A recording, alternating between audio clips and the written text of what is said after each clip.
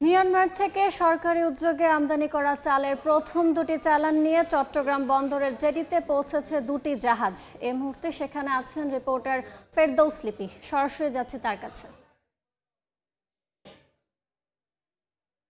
বন্দরের ৯ নম্বর জেটিতে যেখানে মিয়ানমার থেকে আমদানি হওয়া চালের যে দুটি জাহাজ গতকাল এসে পৌঁছেছে, সেখান থেকে চালের যে চালানগুলো সেগুলো খালাস প্রক্রিয়া চলছে এবং যতটুকু তথ্য আমাদের কাছে দেওয়া হয়েছে যে দুপুর অর্থাৎ শুক্রবার দুপুর নাগাদ কিন্তু এই দুটি জাহাজ চট্টগ্রাম বন্দরের এই জেটিতে নোঙর করে এবং তারপর বিকেল ৪টা থেকে সেই খালাস প্রক্রিয়া শুরু হয় এবং এখন আপনারা দেখছেন যে জাহাজ থেকে ক্রেনে করে সেই বস্তাগুলো ট্রাকে তোলা হচ্ছে এবং তারপরে আসলে এই চালগুলো গুদামে নিয়ে যাওয়া হবে। এবং আপনাদেরকে জানাতে চাই, মিয়ানমার থেকে সরকারি উদ্যোগে কিন্তু চালের যে চাল আমদানির যে চালান, সেটা প্রথম দুটি চালান গতকাল আসে এবং যে দুটি জাহাজ আছে তার মধ্যে একটি হচ্ছে এমবি গোল্ডেন স্টার জাহাজ, সেখানে আছে প্রায় ২২,০০০ টন চাল। আরেকটি জাহাজ সেটার নাম হচ্ছে MCL ১৯ জাহাজ, সেখানে প্রায় ২৫০০ টন চাল আছে। অর্থাৎ সব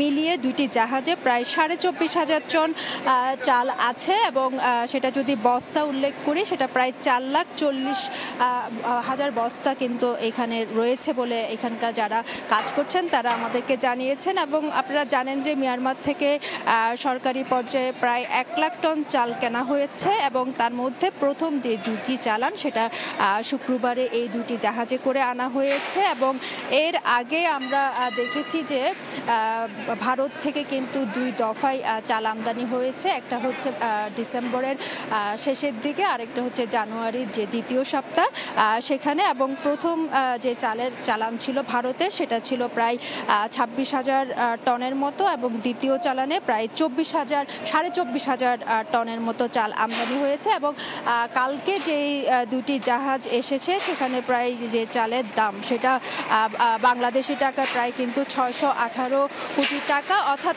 চালের বাজার সরকারি পর্যায় থেকে বলা হচ্ছে যে চালের পর্যাপ্ত মজুত রয়েছে, তবে চালের যেন কোনো সংকট তৈরি না হয় সে কারণে কিন্তু G2G আওতায় কিন্তু এই চালগুলো আমদানি করা হচ্ছে ভারত এবং মিয়ানমার থেকে।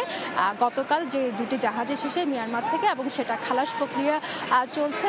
সরকারি কর্মকর্তারা বলছেন যে চালের যে দামের ঊর্ধ্বমুখী, এই আমদানির ফলে সেখানে কিছুটা ইতিবাচক প্রভাব পড়বে। তো এই ছিল আমার কাছে চট্টগ্রাম থেকে এখনো পর্যন্ত সর্বশেষ। সরাসরি যুক্ত ছিলাম চট্টগ্রাম বন্দরে।